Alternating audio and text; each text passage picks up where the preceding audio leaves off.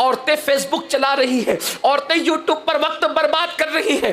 اے خاتون جنت کی کنیزوں، اپنے اللہ سے رشتہ جوڑو۔ ہمارا رب بہت طاقتور ہے، ہمارا رب بہت قوت والا ہے، کسی اور طرف نظر کرنے کی ضرورت نہیں ہے، بلکہ اپنے اللہ سے اپنے رشتے کو مضبوط کرنے کی ضرورت ہے۔ وہ کون سی نعمت ہے جو اللہ کی بارگاہ میں نہیں ملتی، جو اللہ کے در سے نہیں ملتی؟ اے خاتون جنت رضی اللہ تعالیٰ عنہ کی کنیزوں، دراصل پریشانیاں اس لیے ہے، تکالیف اس لیے ہے، مصیبتیں اس لیے ہے کہ ہمارا رشتہ اللہ سے کمزور ہو گیا ہے۔ مجھے بتائیں، ہم اللہ کو یاد کب کرتے ہیں؟ ہم خدا کو یاد کب کرتے ہیں؟ جب مصیبت آتی ہے یاد کرتے ہیں، تو بھی صحیح طور پہ یاد نہیں کرتے، پورے یقین سے یاد نہیں کرتے۔ آپ خود سوچو، اتنے بڑے ہزاروں کے مجمع میں کتنی بہنیں ہیں جو 5 وقت کی نماز پابندی سے پڑھتی ہے؟ اپنے آپ میں ڈوب کر کے سوچو میری بہنوں، بتاؤ کتنی بہنیں ہیں جو 5 وقت کی نماز پابندی سے پڑھتی ہے؟ میری بہن، ایک وقت کی نماز کے لیے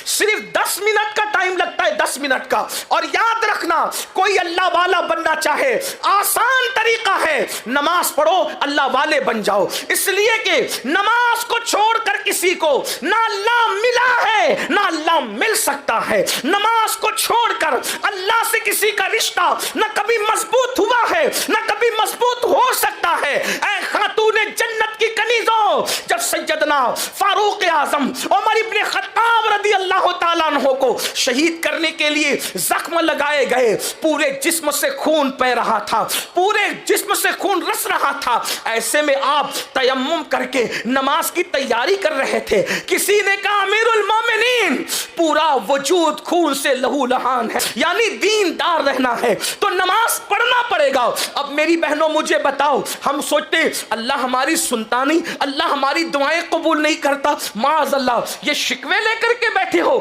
بتاؤ، ایک وقت کی نماز کے لیے صرف 10 منٹ کا ٹائم لگتا ہے۔ کہا جاتا ہے کہ رابعہ بصری پوری رات عبادت کرتی تھی، اور جب آپ سے کہا گیا آپ پوری رات عبادت کرتی ہے، سوتے کیوں نہیں ہے؟ تو جواب دیا کرتی تھی، کیا کروں، جس کا رب نہیں سوتا، بندے کو سوتے ہوئے شرم نہیں آتی؟ وہ جاگ رہا ہے میرا آقا، اور میں کیسے سو جاؤں؟ آؤ آپ کو بتاؤں، اے خاتون جنت کی کنیزوں، جو اللہ کے مقربین ہوتے ہیں، جو اللہ کے قریبی لوگ ہوتے ہیں، اللہ ان کی سنتا ہے، ہر فریاد سنتا ہے۔ ہم نے سب کے قریب ہونے کی کوشش کی، رب کے قریب ہونے کی کوشش نہیں کی۔ ذرا رب کے قریب ہو کر تو دیکھیں، پھر دیکھنا واللہ تمہیں تعویذات کی ضرورت نہیں پڑے گی۔ رب کے قریب ہو کر دیکھیے، آپ کو وظیفوں کی بھی ضرورت نہیں پڑے گی۔ رب کے قریب ہو کر کے دیکھیے، اگر ہم اپنا رشتہ اپنے اللہ سے جوڑ لیتے ہیں، اللہ سے قریب کر لیتے ہیں، تو پتہ ہے کیا ہوگا؟ تمہیں کہیں جانے کی ضرورت نہیں پڑے گی، تم جو کہو گی تمہارے کہنے پر ویسا ہی ہو جائے گا۔ تم جس کے سر پہ ہاتھ رکھ دو گی اس کی تقدیر بدل جائے گی۔ شرط یہ ہے، کوئی پاک دامن تو بن کے دیکھے، کوئی متقی تو بن کے دیکھے، کوئی اللہ سے ڈرنے والا تو بن کے دیکھے۔ آئیے، جب کوئی عورت واقعی اللہ سے رشتے کو مضبوط کر لیتی ہے، جب واقعی کوئی عورت متقی پرہیزگار بن جاتی ہے، جب واقعی کوئی عورت عبادت گزار بن جاتی ہے، تو پھر اللہ اس کی کتنی سنتا ہے، اس کی شان کیا ہو جاتی ہے۔ آپ نے خاتون کا نام سنا ہوگا، حضرت رابعہ بصری کا نام آپ نے بار بار سنا ہوگا۔ جب بھی عورتوں کا ذکر آتا ہے، نیک عورتوں کا، تو رابعہ بصری کا ذکر آتا ہی آتا ہے۔ رابعہ بصری ایک مرتبہ حج کے لیے گئی، اللہ اکبر، اور جب حج کر کے لوٹ رہی تھی تو رستے میں ان کا اونٹ مر گیا، ان کا اونٹ مر گیا تو سواری ختم ہو گئی۔ تو رابعہ نے کیا کیا؟ دیکھو ناز بندگی کیسا ہے، انداز کیسا ہے، خدا پہ ناز کرنے کا انداز کیسا ہے۔ اس لیے کہ محبت جو تھی،